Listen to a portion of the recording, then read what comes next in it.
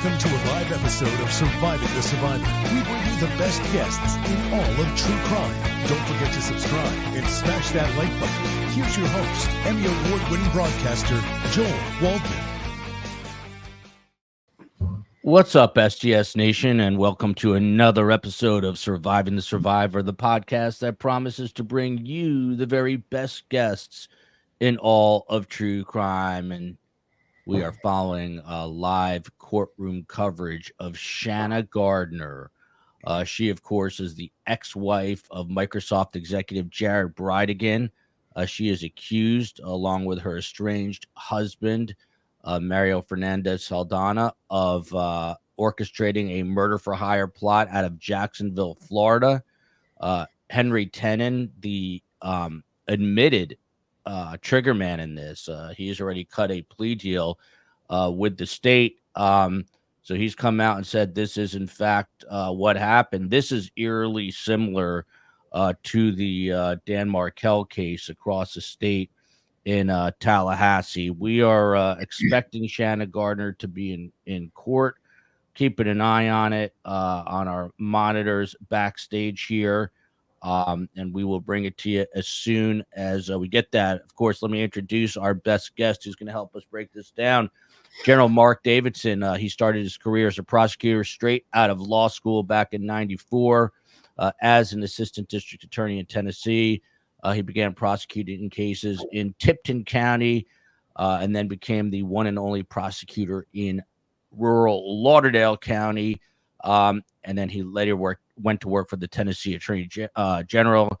He was able to return to the district attorney's office in 2011, and then he was elected the district attorney in August of 2018. So we got two of these. We got Mark Davidson, and then you got Dave Arenberg, who's the state attorney out of Palm Beach County, and maybe, just maybe tomorrow they'll come together to talk about that case with the judge who was shot by the sheriff in Kentucky. Still trying to get information on that case. So again, just super quick background on this, and then I'll bring in the general. But Jared Bridegan, he was fatally shot in front of his car after coming across a tire. It was left there as a decoy, so he would have to get out in the middle of a secluded road back on February 16, 2022. Again, prosecutors say that was a setup orchestrated by Shanna Gardner and her husband, then husband, now estranged, Mario Fernandez Saldana. This all happened in Jacksonville Beach, Florida. His 2-year-old daughter, 2.5-year-old daughter, was in the car at the time this all went down. So pretty scary stuff. So, Mark, let's just get into a little bit of what happened. There was a previous hearing here back on August 16th, just a few weeks back. It was known as a Richardson hearing. And basically here, Jose Baez, who is the lead defense attorney and famous for his representation of Casey Anthony, who he got an acquittal for, he was blaming the prosecution for discovery violations. Tell us a little more about, this Richardson hearing, what the defense would be doing here. Well, typically they would be going through evidence that's been provided to them by the state as they prepare for trial and reviewing that. And, the state has an obligation to turn over evidence, including evidence, particularly evidence favorable to the defense, which is we refer to as Brady material. So it sounds like at this hearing, this Richardson hearing, which basically is alleging that there was a Brady or a discovery violation, you'd be alleging that the state failed to comply with, we typically have timelines to provide these discovery materials to the defense. Now, there's really no timeline on Brady material. That always exists. The state is aware of evidence that's favorable to the defense or exculpatory, tending to show that the defendant maybe did not commit the crime. That always exists. Normal discovery materials, meaning what am I going to put on in my case in chief? What evidence do I intend to produce to the jury at trial? Typically, we have timelines on those, and the court will usually set those out in a pretrial order. So it sounds to me, I didn't have the ability to sit in that particular hearing and watch it, but it sounds to me like they are alleging that the state failed in its duty to provide discovery and or Brady material in a timely fashion is what it sounds like. Now, the remedy typically for that type of violation, if it exists at all, and just because they allege it doesn't mean that it happened. That's for the judge to decide. Typically, the remedy in that case is going to be not allowing the state to use that evidence at trial. If it's just a discovery violation. Now, Brady violation can have more severe consequences, including potentially a dismissal of the case.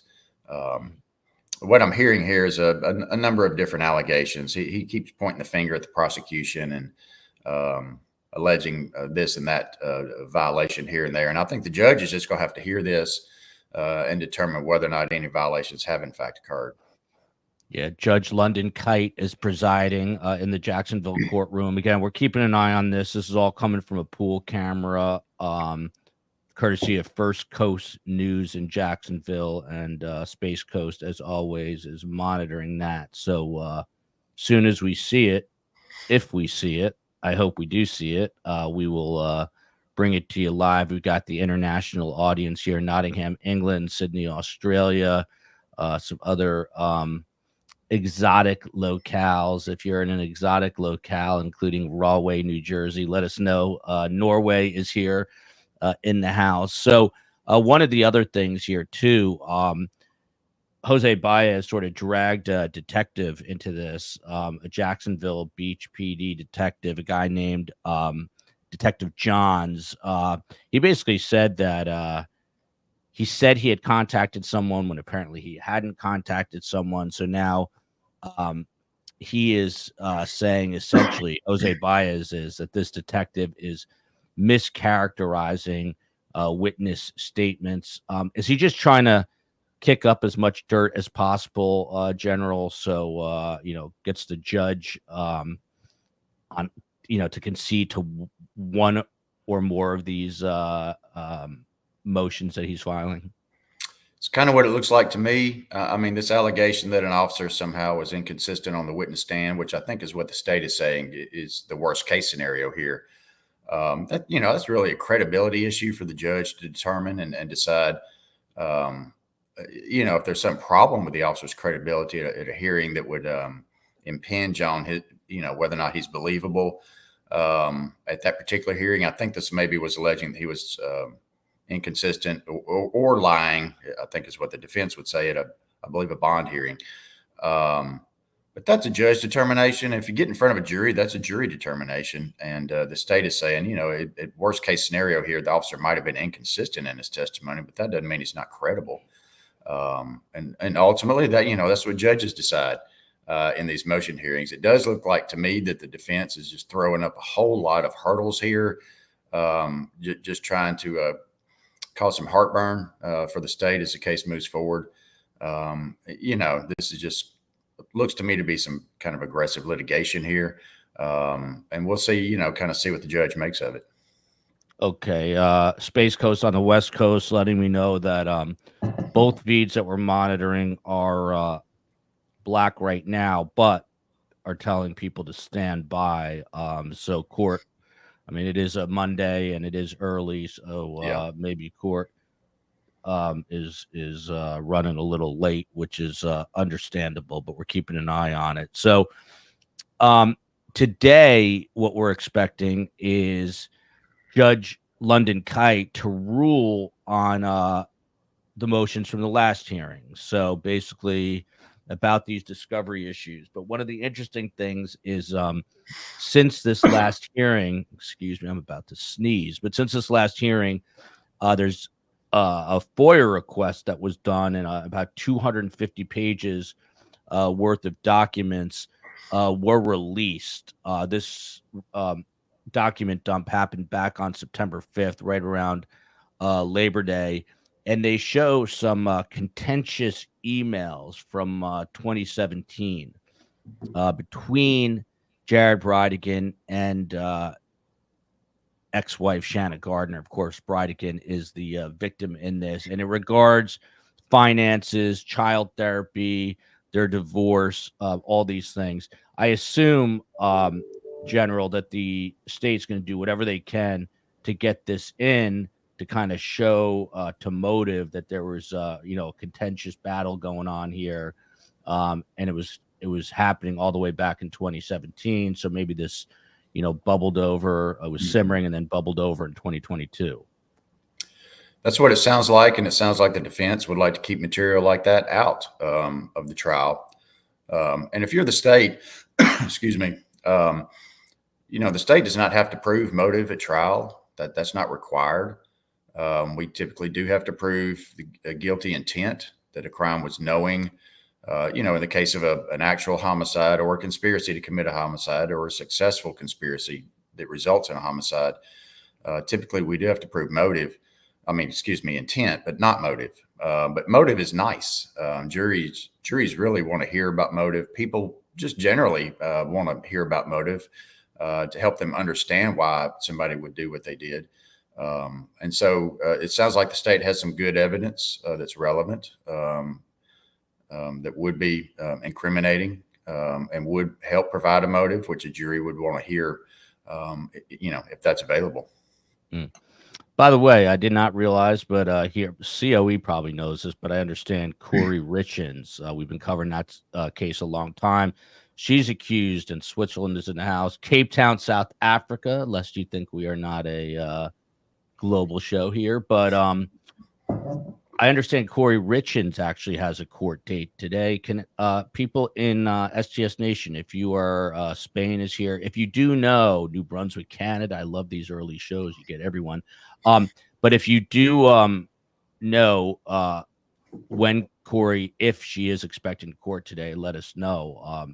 I'd be interested in possibly following that later in the afternoon. So we'll have to check that out. There's a question here, and it's a good question. I just zoomed past it, but General, what are the chances here? Shanna Gardner and her now estranged husband, and there was some talk that maybe she just married this guy to get him to commit this crime because he's got a bit of a rap sheet. What are the chances now that this guy flips on Shanna Gardner, that the state is leaning on him for some sort of deal? I would think pretty substantial, given the fact that if the proof leads to her being the primary impetus behind this crime, with the main motivation to commit the homicide, and the other individuals, the gunman himself, who's already turned and is going to be a witness for the state, and the estranged husband, they would be players in that plot. But she presumably would be the main target. So I would think there's a substantial chance that the state would be looking to get evidence from him to, make their case against her the best they can. By the way, no trial date has been set, but people are saying probably the beginning of 2025, considering we're almost in October. That sounds like it makes sense. And Michelle Pretorius here from South Africa as well. So there's more information about this document. By the way, here's I think we are seeing the inside of the court now.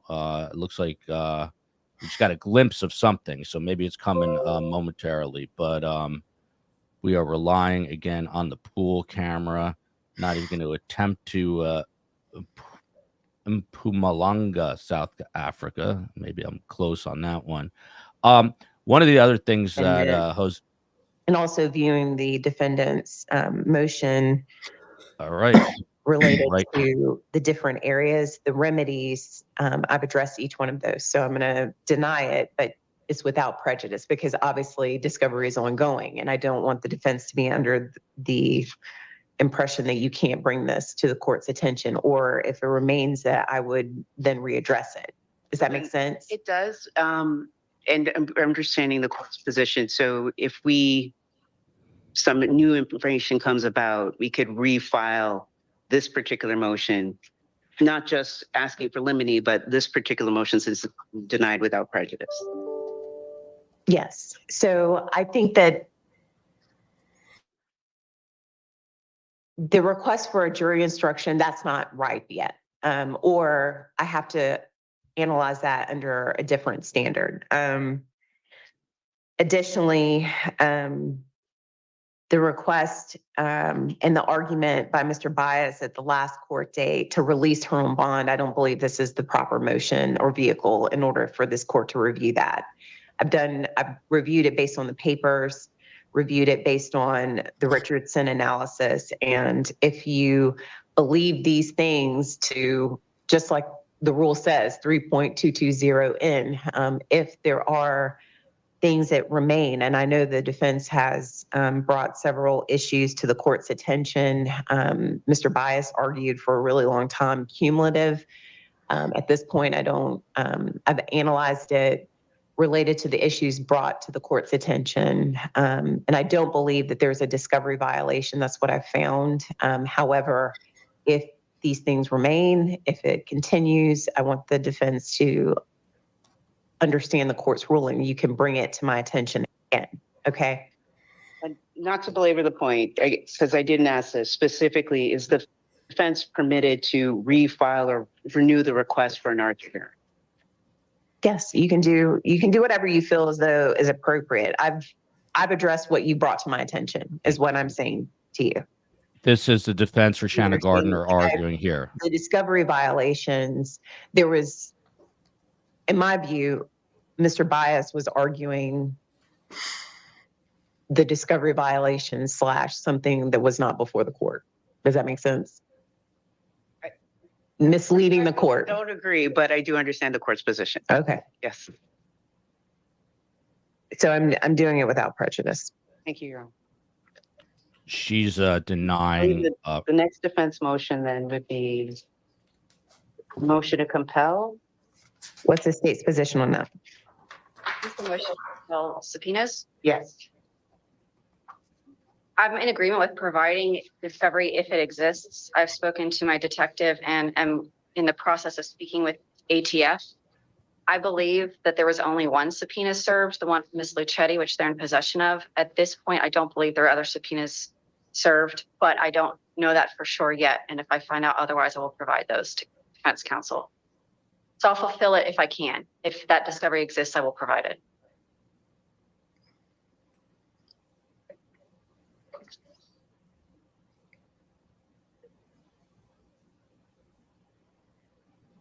When will you know? I'm supposed to have a call with ATF today. I spoke with Jacksonville Beach Police Department last week. Okay.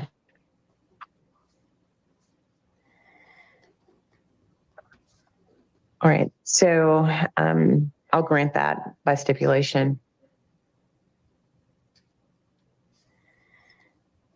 What about the motion for the transcript of Detective John's? The state's objecting to the motion. I provided counsel with case law and I have some for the court as well. May I approach? Yes. This is regarding the detective who allegedly, according to the defense, lied on the stand. We're going to get a breakdown from the general after this. Cases, they basically state for the long-standing tradition of grand jury proceedings in our country are meant to be secret to ensure the integrity of the justice system. In both cases, Brookings versus State 495 Southern 2nd 135, which is the Supreme Court of Florida. The court does the analysis, and this is on page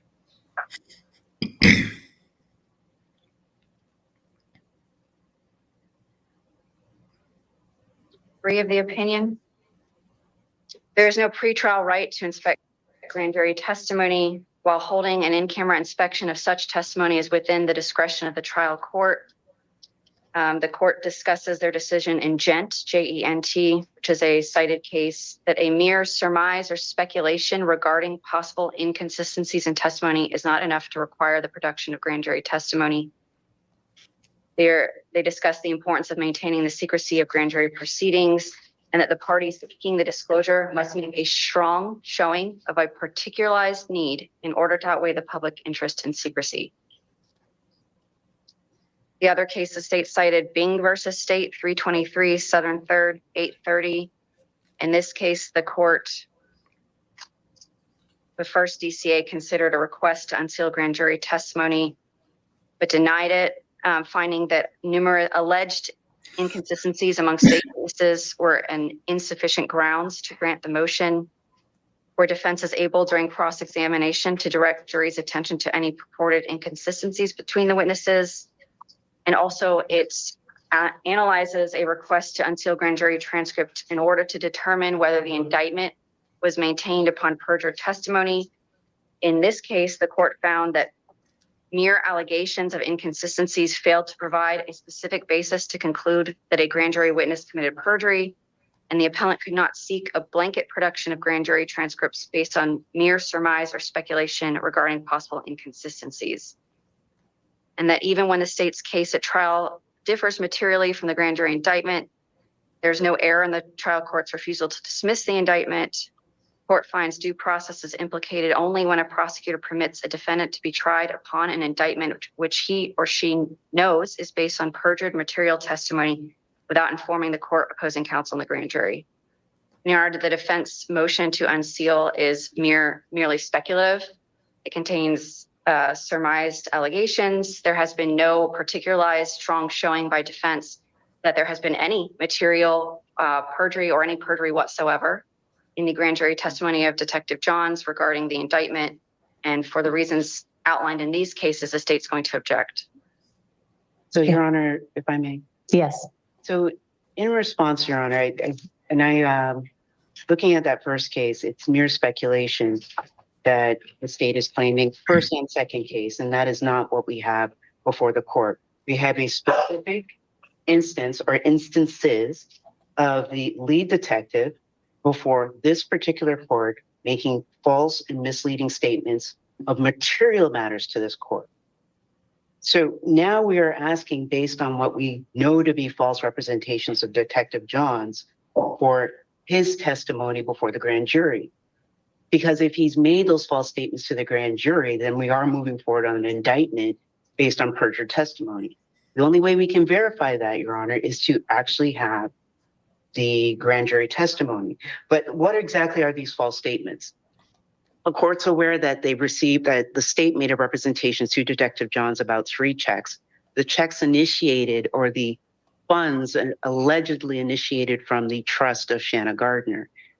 What the state did not argue or present clearly to the court as part of this misrepresentation is that the trust funds that they presented were from 2021. The checks to Tenon were in 2022, but it doesn't stop there. The funds that they showed from 2021, the balance on that very same check resulted in $1,900 and I believe it was about 25 cents. The check to Tenon was for $5,000. So again, clearly the funds that they're showing coming from Shanna Gardner's trust fund weren't related to the check that was provided to Tenon. The theory of the state's case is a murder for hire. The funds that they're showing aren't related. That's material. They also made a representation to the court of a truck that was driven by Tenon, and an allegation that only the individuals involved with the murder for hire would know about this truck. Why is that a problem? Because they failed to demonstrate to the court or show to the court that the roommate, Ordway, was well aware of the connection based on testimony or based on an interview by law enforcement. So these aren't minor or insignificant issues. These are material misrepresentations, whether it's the truck, whether it's the fund, but it doesn't stop there. And again, this is all through Detective John's representations to the court. There's the text messages that Detective Johns was well aware was based on a joke from some 20 years prior. And what did the state present to the court? Text messages, absent the context that this was a very old joke, absent the context that there was a text marked LOL. So to say that this is mere speculation when we can point to verified instances of misrepresentations by Detective Johns before this court, and knowing that he is the main witness, or at least it appears he's the main witness before the grand jury, his testimony has been perjured as we stand here before this court. So that's why we're trying to get through and get the actual testimony before the grand jury. Because if the case should proceed with this perjured testimony, Shanna Gardner's due process rights are in jeopardy. We are trying to have a fair trial and a fair opportunity for Shanna Gardner's case. So this isn't a fishing expedition. We're not asking for every witness that testified before the grand jury. We've narrowed it down to specifically Detective Johns based on his material misrepresentations to this court already. And it's a fair connection to say that he's made similar, or if not greater, misrepresentations to the grand jury. And the only way we're going to know that for sure is to actually get that grand jury testimony of Detective Johns. So for that reason, based on all the argument that's before the court in this written motion, we're asking for the court to unseal Detective Johns' testimony, not for a fishing expedition, but to verify that this indictment that we're all before this court on is actually valid and not based on perjured testimony. Can I just ask a practical question to the state? Why did you agree on other witnesses and you're not agreeing on this one? Because I was fulfilling my Brady obligation, knowing that Ms. Jensen had withheld or given inconsistent testimony at another time. I have no such misgivings about Detective John's testimony. So you're saying to me that you've reviewed the testimony, the grand jury testimony, and these areas that the defense is pointing out, these 3 areas, there is no Brady in the state's view. I do not have Detective John's grand jury testimony because it's sealed. I obviously was present for it and have my notes from our pretrial and from the actual presentation of testimony, which was very significantly similar to the sworn affidavit he gave on the Title III wiretap affidavit, which they have possession of.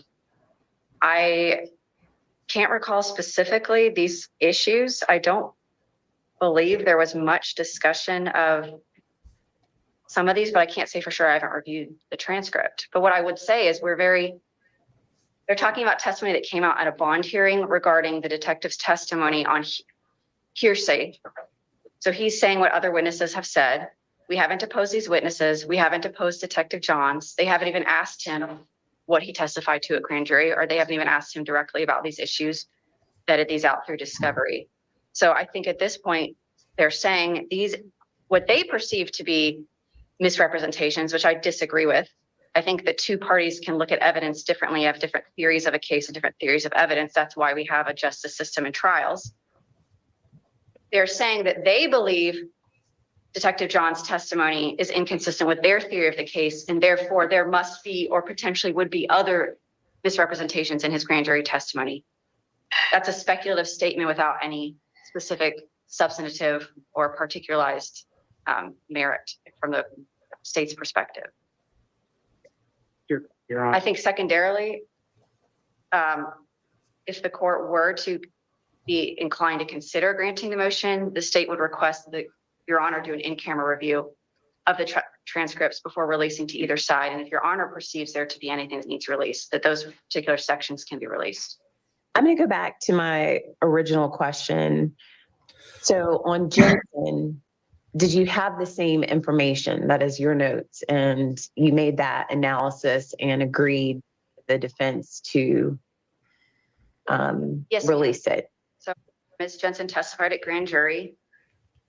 She was reluctant to be truthful. She gave some statements, and then at a secondary meeting at the state attorney's office, she gave additional statements. So I believe that to be information that should have been brought to the attention of defense counsel, which is what I did. I had a phone conversation with Mr. Carodi. I told him that Ms. Jensen continued to withhold and continued to minimize her involvement, in my estimation, and that she had given us additional statements at a meeting subsequent to grand jury that she did not disclose at grand jury. And I believed that meant, while it was not necessarily Brady because it did not tend to exculpate the defendant, that the fact that a witness gave additional statements that she did not disclose under oath, I believed that they should move to unseal the grand jury testimony. I told them so.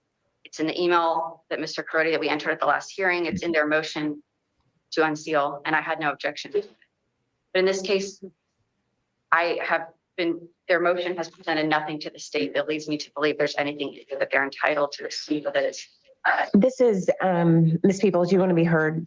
I think what I'd like to do is before, I'd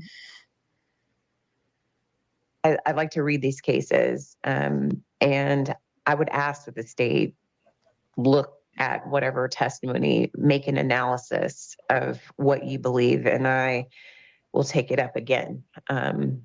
So. If I may, Your Honor, just Sure. a brief point, just making that distinction in the second case, Bing versus State, 323 Southern 3rd, 830. And this particular case ends with because the defense conceded. There is no concession from the defense on this particular case or the material facts that we're arguing in this particular case. So I bring the court's attention to the distinction between the cases brought before the court. Okay. Where we have the perjury and we're not conceding to the information that. Do you have any cases you want me to read? Other than what's cited in the, Okay. the motion, no, Your Honor. I'll take this under advisement. I mean, maybe on a review, the state will change its position. If not, then I'll make the ruling. Okay. But I'm going to take this one under advisement. I've granted the other one.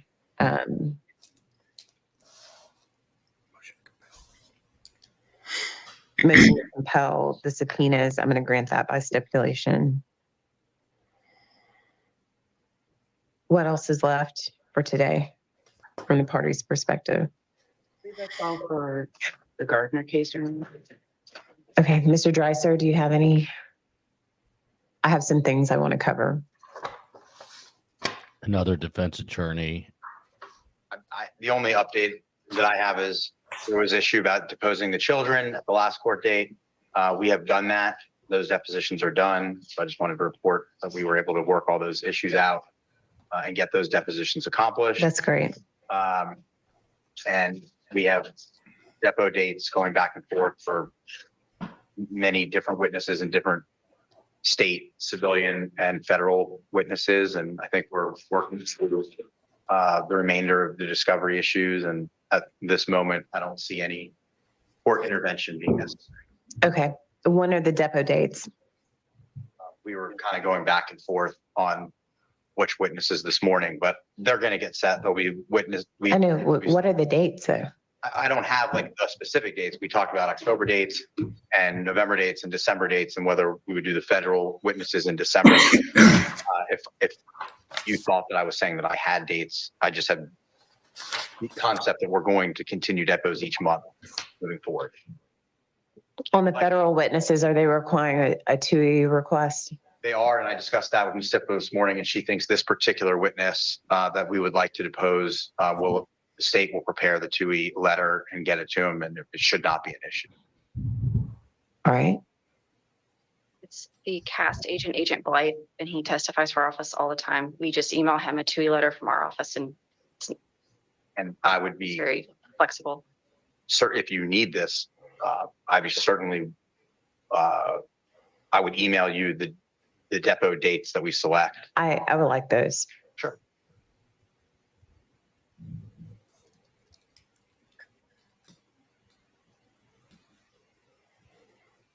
When do the parties foresee this case being ready for trial? Discussed that this morning for the first time. Like the idea of getting a trial on the calendar was discussed. The only hesitancy that the defense from Mr. Fernandez's perspective has is we don't have all of the discovery ironed out at the moment. There's discovery, I think, that's still being processed through the secondary taint issue from the first issues we've had. It seems as if there's some ongoing discovery. I think Ms. Stippler mentioned this morning that she was either to release new civilian or seen witnesses or just recently did so. I will admit that I wasn't sure which one, but in my mind, the discovery is still sort of ongoing. Setting a trial of this magnitude seems premature, but the state had floated with no discussion with the defense agreeing, but August of next year. And I asked how long they envisioned the trial, and about a month is what I heard, a week of jury selection. I think they were saying probably 2 weeks for their case in chief. And I think they threw in an extra week, not knowing what the defense would call and who we would call. So I think that was a really generalized conversation. Among All right. We need a trial date. Okay. I know that you may think that it's premature. I think it's, it allows the parties to operate with some type of certainty. And it allows, with a case like this, it allows the court to make proper preparations. Additionally, on the capital side of this case, I know that you all are still working through the issues related to maybe guilt. A couple of things have come to my mind that, like, we need to, if you're going to file whatever capital litigation motions, I want those filed by the end of the year. I want to be able to work through some of those things, know where you all have objections, at least by the end of the year. So, yes, Ms. Peoples. If I may, I would just ask if we could readdress this at the next setting. I know the Gardner team, we've got different schedules or different calendars to deal Right. with. No, I'm not meaning to stress you out. Okay. I see the stress on your face. I'm bringing it up because it's never been brought up before. Fair. And I like goals. I like deadlines. So I'm putting it out there for you all, and however many lawyers need to get their schedules together. I know with lawyers, especially y'all, I need to book early and often, and that's what I'm going to do. So Okay. could we do that booking, or could we even have the parties present suggested dates or suggested deadlines? Yes, and we're not going to go too far in the future either. We're going to go like 2 weeks from now. Or next Yo. month? Or could No, I'm talking like in a couple weeks, we are going to iron this out. dates? Okay. Yes, I want you all to be feverishly, that's why I'm putting it out there. Okay, I'm not setting anything today. I'm going to set another court date. All right, so Ms. Peoples, do not stress out. Okay. I want the state, okay, to take a realistic look at how you believe this case, how much evidence you're going to put on. I'm going to block y'all off. And it's going to be a while from now. Additionally, I'm putting these things out there. I want to know when you all believe that you can have your capital litigation prepared in order to submit to the court. Okay. I want to know from the state's perspective how long you believe this case needs to be tried. The question in my mind is logistics. Okay. Is there going to be an ask for sequestration? I need y'all to start talking about these things. Okay. And then additionally, when we get the jury selection date, realistically, with the logistics and the number of lawyers, how long y'all believe jury selection will take, if you want to utilize, how many jurors, things like that. I need y'all to start talking about those things.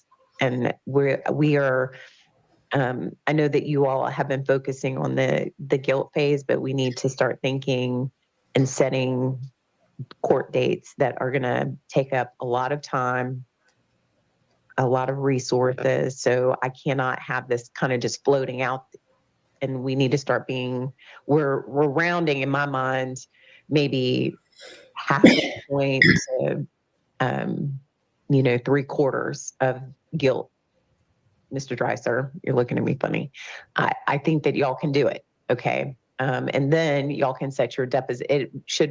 That date should start informing how many depots, block setting, whatever y'all have to do to try to accomplish these things. Okay.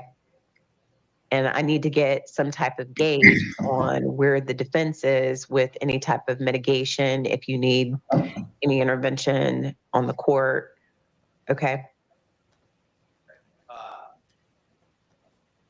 Some information from you that I would request, and some information, if I may. I am out from the 4th to the 14th of October. We're going to take that into consideration for the next court date. Not that I have to be here, I guess Mr. Nolan, Mr. Just so I think this day can handle it. So I just wanted to let you know that. No, I'm talking like September 3rd, like next week. And then while it may be productive for the state and all of us to discuss these things together to bring, hopefully some consensus to the court. Suppose it was a month, and suppose it was What was a month? the trial, the whole. Suppose that's an accurate time frame. We all agree. Do you have any insight for us as to at the end of next year when you may have a month? So we're not. I'm not booked out that far. Okay. And then this is a priority case, obviously. And so I would make whatever arrangements. That's why I need y'all to get together. And this doesn't need to just be something unsaid. So I'm saying it. I want you all to get together, and then I'm going to set, and then we're going to work towards it. And I'm going to give you all whatever time you need so that we can get to it. Okay.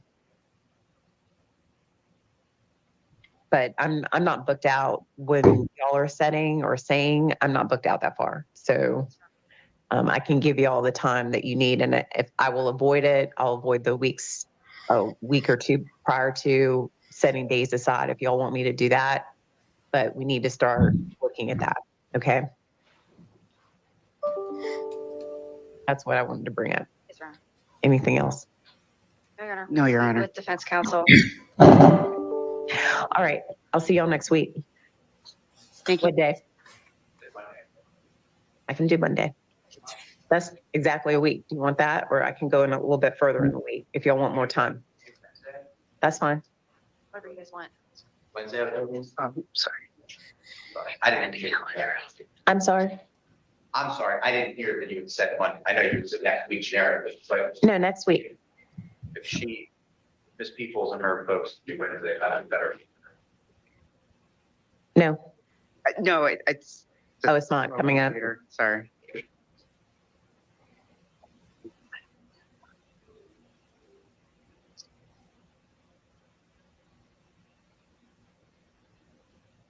Should be fine, Your Honor. I can't. If you need a minute, I can set it when you're ready. Wednesday. Give it, Mr. Drexler. Give her a second. All right. But we're looking at October 2nd.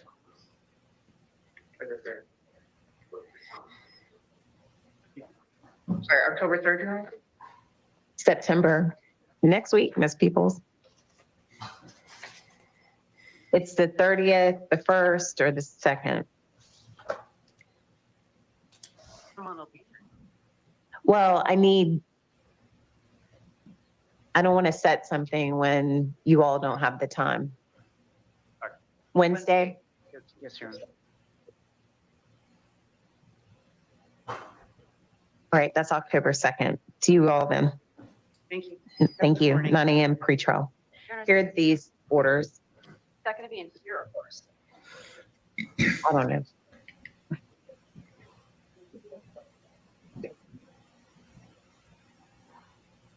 That's it, Judge London Is Kite. 8:30 okay? Are y'all okay with that? I'll set it at 8:30, Mr. Hathaway. Judge London Kite handling business for the state and the defense as it pertains to the Shanna Gardner impending murder trial. I think that was Shanna who just walked by. We just didn't see her on the angle, so it looks like she was in there. I did not see Mario Fernandez Saldana. She's been in there every other time. So the next hearing you see here, COE, please put it in the calendar. Next hearing, October 2nd, 8:30 a.m. By the way, I'm being told that Jared Bridegan's sister is in the chat. So hello to you, and condolences from SGS Nation to your family for everything it is going through now. Obviously, this is painstaking for you. No doubt about that. I'm going to just mute the court here, but we'll keep it up till I guess they're going to be bringing in some other defendants. So, General Mark Davidson, notably Jose Baez, the lead attorney, is typically not there, although he's one of the higher paid attorneys in the United States of America. Is it just not that important? He's sometimes on a Zoom call, but he wasn't on a Zoom this time either. These cases are they're big cases, they're lengthy cases, a lot of material, a lot of motion hearings. So I would have to assume that he carries a pretty good caseload and has other lawyers that he sometimes has to have attend motion hearings. Mhm. I didn't really hear a motion today that maybe he would have considered to be critical to the case. So that's my best guess on maybe why he wasn't there, but I'm not privy to his schedule or docket or Yeah. the makeup of his office. So a lot of what we were hearing today stems from an August hearing, and one of the issues, of course, we'll break it down here one by one, and then we'll let the general get on with his day as well as STS Nation. I guess the most notable issue of the day was whether or not Shanna Gardner could be released on bond, and Judge London Kite basically denied that without prejudice. Just explain what that means, General, and if that's any surprise to you in a high-profile murder case. No surprise there. And when she's saying she's denying the motion without prejudice, that just means, we can hear it again if the need arises. I'm not going to cut you off on that line of inquiry. So it's tabled for the time being. But she didn't shut him down on it. But I don't see that there's going to be any movement on that motion. Yeah, I obviously have much less experience than you, but a high-profile murder case.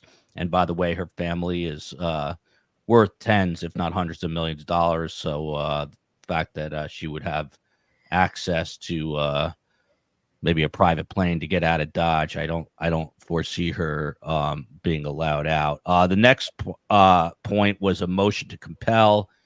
General, just explain what that was. That was granted, I believe, by the judge. The state basically agreed. They said they would continue to provide discovery, as they should. Discovery is ongoing, and investigations continue as trials progress. Things can be fluid. So I think the state's just doing the right thing as we do, and saying, Judge, as discovery becomes available, we'll provide it. That's an ongoing obligation. And the state said we're still checking on some discovery with some of our witnesses. So the judge said we're going to grant that motion by stipulation, which means the parties are basically talking. This appears to be moving forward. I don't see a need to intervene here. So y'all keep on with the discovery process, and that's what that was.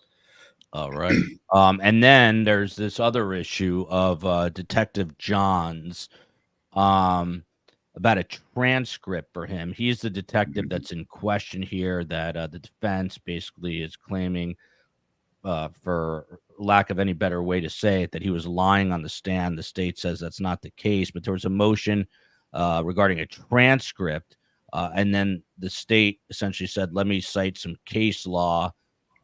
After the prosecutor said that, the defense came up and started talking about trust funds from 2021 and checks to the admitted hitman in 2022, but the checks are not related. The defense saying that's material. What was that all about, General? Yeah, I thought the state did a really good job here. Excuse me. They provided two cases to the judge, which the judge is going to take this under advisement. So she didn't issue an order today or a ruling today. She's going to review these cases. She asked the state to do an analysis of kind of comparing the facts in this particular case in front of Judge Kite to the facts in the cases submitted to the court for the judge to review. I anticipate the state will do that. But kind of big picture here, the defense is really nitpicking. They're trying to bootstrap what they call perjury or lies, which the state says is nothing more than a mere inconsistency, which will happen anytime you have live testimony. And in this particular case, the state pointed out that the detective's testimony at the bond hearing that they keep referring to was based in some part on hearsay.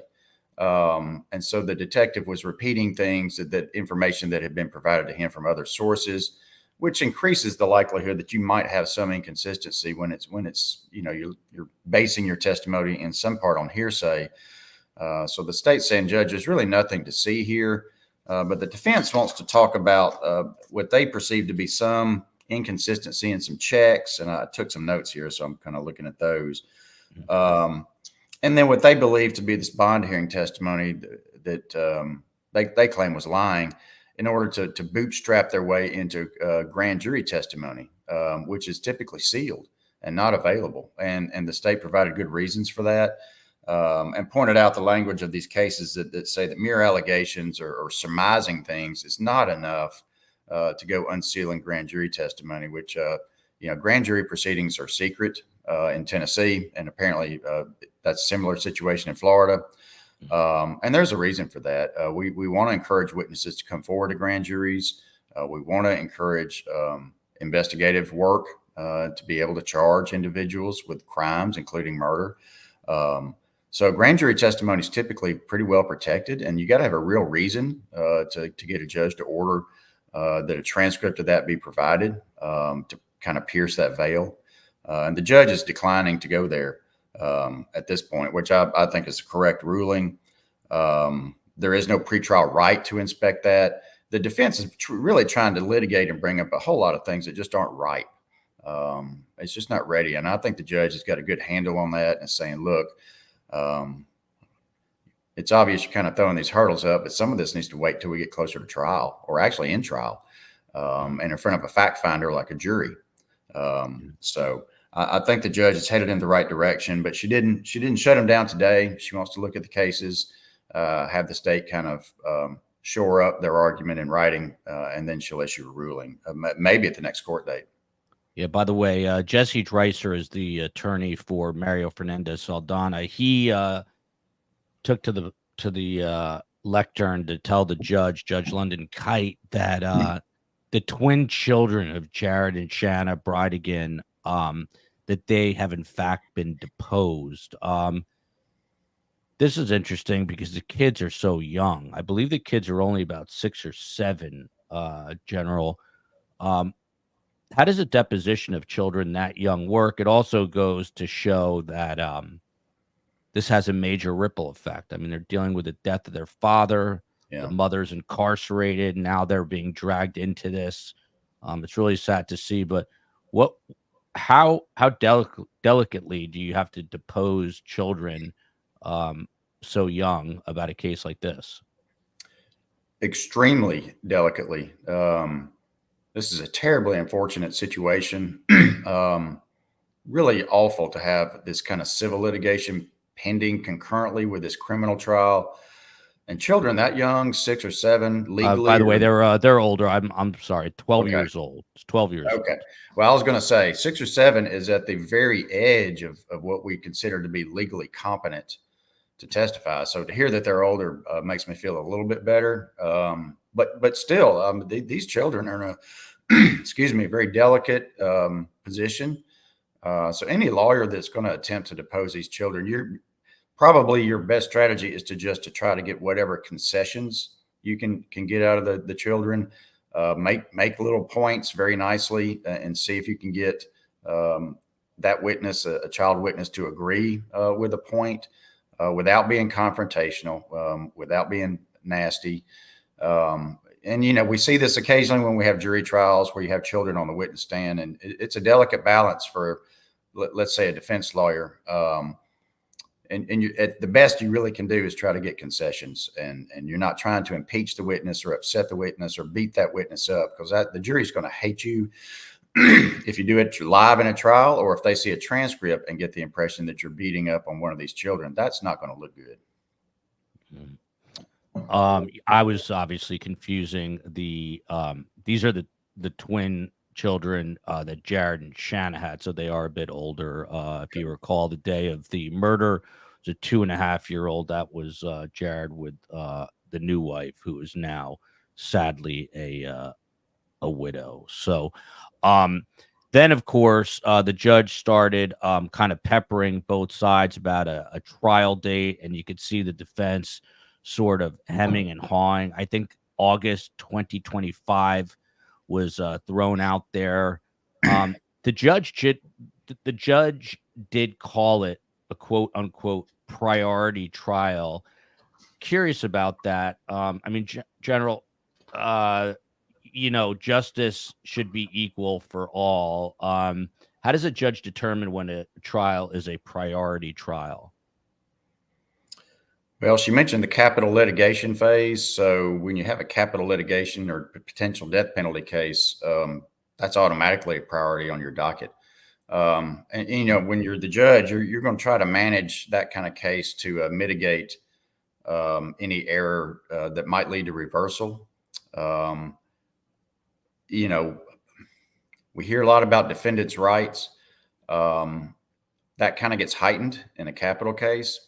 When there's the possibility of imposing the death penalty, there's a heightened standard of review on appeal. These cases get reviewed a lot.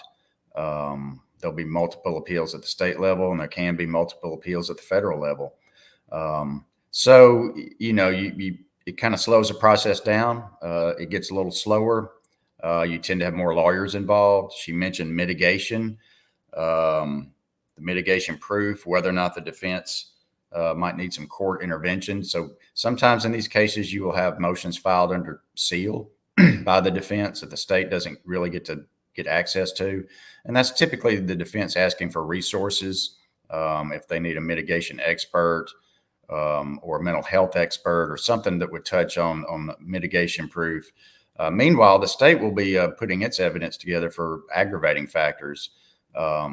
So the sentencing phase is really a different phase of trial than the guilt phase. And you kind of heard the judge touch on that. She talked about guilt. And I know y'all are getting ready for the guilt phase, right? But we also have to look at this capital litigation phase, which is the sentencing phase.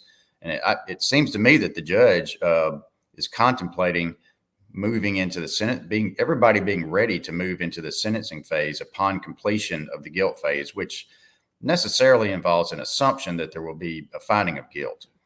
But you have to plan for that, right? You can't all just sit around and say, well, we'll see what happens at the guilt phase. And if he's found not guilty, we'll all go home. If he's found guilty, then we'll figure it out. Well, no, that's not the way this works. She's telling everybody, get your ducks in a row, get your proof ready, get your experts ready. Let me know if you need resource issues or questions, or court intervention is the term she used. And let's get this moving and everybody get ready. So she's doing a great job, in my opinion, of moving the parties forward. I'm confident the state's going to do their part, but when you have multiple lawyers on the defense and multiple defendants, that can get a little hard to push forward. So she's pushing the ball here and doing a good job. And she's going to have the next hearing on October 2nd, which is next week. Hard to believe that it is almost October. No. What should we expect at this next hearing, General? I would expect the judge probably to rule on the pending motion that she took under, under advisement regarding the grand jury testimony. I think the discovery issue is going to just stay in kind of the phase of being underway. And I think she's going to want to readdress this issue of where are we on preparing for trial and getting a trial date. So you'll hear more scheduling, I believe. I think we'll get a ruling probably from the court on that one motion she did not rule on today. That's my best guess. Yeah. So that is what happened in court today. Just a couple other things that have come to the surface since this document dump back. I think it was September 5th. We do find out or get a little more information about a search warrant that was executed in Washington State. That's where Shanna Gardner fled to. Basically, I think the town is West Richland, Washington. They picked up phones, an Apple Watch, multiple laptops, other electronic items during that search warrant. Shanna Gardner was then arrested 6 months later. In the search warrant documentation, they talk about how one of the police officers presumably saw one of the twins in the home, and that basically told the police officer, whispered to the police officer, and pointed up to the ceiling, saying that that's where some of the items were being held.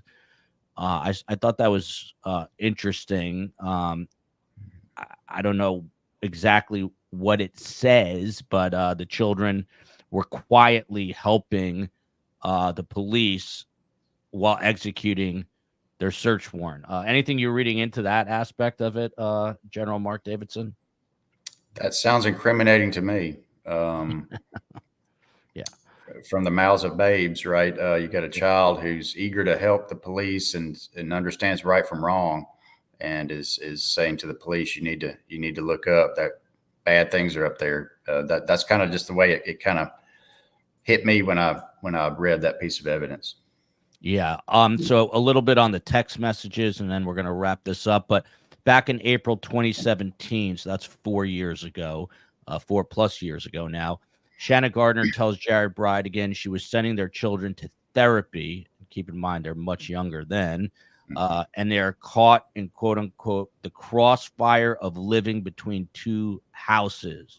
In another email, Shanna Gardner criticizes Jared Bridegan for not prioritizing the therapy sessions or, quote unquote, giving financial help for it, despite agreeing that their two children needed therapy. She was leaning quite a bit. It's sort of, I guess, ironic, General, that money is going to come into play here, because Shanna Gardner's family is literally, as I said, worth tens, if not hundreds of millions of dollars. And they were expecting much more financial help from Jared Bridegan. I'm just curious, how's that going to play to jurors? I mean, typically you do expect the father, even though times have changed, you still kind of expect the father to pay for a lot of stuff, including therapy for children. When this gets to the jury, what do they make of this, that he was kind of refusing to pay for the therapy and Shanna was on him for that? I don't think that puts her in a very good light at all. It seems to be a bit greedy and unrealistic. And if you've got the means to be able to provide much needed therapy for children, just do it. Rather than fighting it, trying to fight tooth and nail over every little thing. So I don't think that puts her in a very good light. Now, jurors, whenever we try cases and when I'm talking to jurors, you're trying to break all this stuff down as much as you can. And I tell them all the time, please, when you go back to the jury room to deliberate, take your common sense with you. Don't leave your common sense in the courtroom, because you're going to need it back there. And use your common sense. And so common sense, when you kind of hear this kind of thing, you're thinking, no, that doesn't really pass a smell test. And hopefully that's what jurors will see when they hear that. Steve Cohen's friend always says common sense isn't that common. I guess it applies here. A couple more things just to run through. So these text messages get a little more heated. Jared Bridegan, when she calls him out on the money, says that he's not going to pay for things you and I do not agree to prior. So he's letting her know he does not agree, I guess, with therapy. Mm-hmm. Shanna then tells Jared Bridegan, and I quote here, move that self-righteous pedestal of yours in front of a mirror. Jared barks back, why are you ashamed of who you really are? Why cover up all your tattoos in court? Why not be proud of the person you have become? He also accuses her of mismanaging money. Calls her a word that I'm not going to say, but it starts with an R, and it's just a bad word. Bridegan, Jared Bridegan, then, according to these court documents, turns General and calls Shanna Gardner Satan. He says, wow, Satan, be careful. You really should wait to show your hand this early on. I know I am, with a smiley face emoji. In one email response to Gardner, and he adds later, I am shocked you keep underestimating me. Or did you think all those months during our divorce, when you fooled around in the darkness on so many nights and in so many places, no one was? Again, best to not show your hand this early on. General, this obviously just goes to show that this was a bitter separation, a contentious divorce. A lot of nasty things are said. We saw in the Adelson email exchange. And at one point, the grandmother wanted the kids who are Jewish dressed in Nazi uniforms. People really start to kind of lose their way when it comes to these custody battles. And I mean, this is going to have a huge impact on the jurors when it gets to trial, doesn't it? I would think so. It's obviously a very acrimonious divorce. You got some kind of vitriol going back and forth between the parties. This is going to go to motive. This seems to be kind of escalating between them, this rhetoric going back and forth, and then he's murdered. So again, common sense kind of tells you where do we need to be looking here for who likely had the motivation to plan, conspire, and then commit this heinous crime. And the first place you would look would be her. And when you look at these exchanges of messages, you can see where she would have the motivation to carry this crime out. So I think that's going to be important evidence at trial to kind of pull the curtain back and let the jury see where this relationship had gone, how bad it had gotten, and why she's the person most likely of everybody in the world to have been part of this crime. Mandy Strong here. This is interesting. I did not know this. Casey Anthony case took 4 years to go to trial. That was Jose Baez as well. There's no way London Kite, the judge presiding over this case, is going to allow that. One final text message. Jared Bridegan to Shanna Gardner. This is in May 2017. The first part of it is redacted because I think he's talking about his kids, but then says, whoever it is will be raised in a Christ-centered home. You will not thwart this. You cannot bring us down as a family. I realize you live a life without the spirit, without the priesthood, and without the blessings of the temple. You won't find happiness by tearing us down. I won't allow you to. So now we're getting to the point of, religion. He is basically invoking God's name, saying that he wants to raise his children around the quote unquote spirit, and that she's gone, I guess, to a whole other end of the spectrum. So again, it just goes to show what was happening internally. One last thing that's of real importance in this document dump is that they reveal that Mario Fernandez Saldana, that his cell phone, this is now the estranged husband, his cell phone was pinging at Henry Tenon's property right before the murder. He is the admitted trigger man.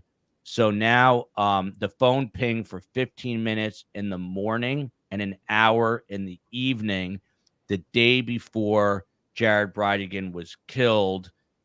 They also found a matching tire there, the one that Jared Bridegan was trying to remove from the road. And Henry Tenon's truck, the admitted triggerman, his truck was caught on video. But to this point, General, that the now estranged husband's cell phone was pinging at this house the morning and the evening before the murder. It puts him there potentially speaking to the triggerman about how to carry this out, right? Yeah, that's going to be very powerful evidence. And people these days understand cell phones and how ubiquitous they are, how we use them for everything, and how you can, well, parents literally track their kids, right? Life 360, things of that nature. Mm-hmm. Wherever your phone is probably where you are. So, and jurors get that, right? They understand this is great evidence. So it sounds to me like the state's got a very strong case here. Looks like they're doing a good job. The judge is keeping this on track. Defense lawyers love to delay. Delay is a frequent tactic. Now it's an unfortunate component of capital cases. It is just part of the equation when you have a capital case. But the judge is really looking like she's going to keep this thing on track. Looks like the state is moving forward, and so we'll see on October 2nd kind of where we are. Yeah. By the way, KCL provided me with a lot of background info. She's right there. Look at that. It appears Shanna went off the deep end and Jared wanted his children raised in an environment of the LDS religion. Big shout out to KCL, who also informed me that the Bridigans, they're still in a civil court suing the Gardners for guardianship of the twins. This is happening in a courtroom in Benton County, Washington, near the Tri-Cities. They are supposed to go to trial on this matter on October 14th. Again, just a mess all around. With the children being, dragged into this. Obviously, Jared, the main victim, but just as in the Dan Markel murder, the kids get pulled into it. It is horrible. There is a GoFundMe for Jared Bridegan, and I put that in the show summary. You can find it there and help if you are so inclined. One last thing, there was a whole bunch of text messages going back and forth too between Shanna Gardner's friend, Kim Jensen, and another friend, Susan Lee, and the defense basically wants those basically removed from discovery. So that's another issue that's going to be brought up.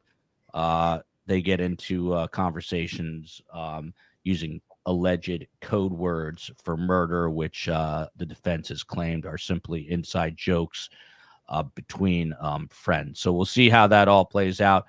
General Mark Davidson, amazing to have you here. I know you're going to be helping us with the Kentucky judge / sheriff story, which I think we're going to try to do tomorrow. Just your final thoughts here on this case. Well, yeah, the defense trying to get rid of these text messages tells you how important they are. They're obviously relevant and prejudicial. And they want to paint this as all a big joke. I don't think a jury's going to buy that. So, again, another piece of good evidence for the state. And we'll see what happens on October 2nd. But I expect we'll see more from the judge making good rulings and keeping this thing moving forward. And look forward to talking about the Kentucky case when we can. Absolutely. Thank you.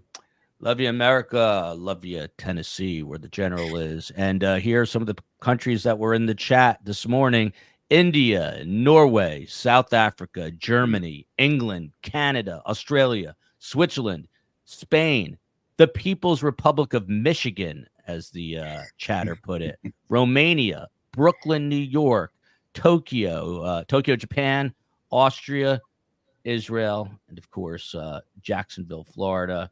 Justice for Jared Bridegan. We'll be back 7 o'clock tonight with another Adelson show, 7 p.m. Eastern tonight, and we'll see you back here then. Until then, love you, America.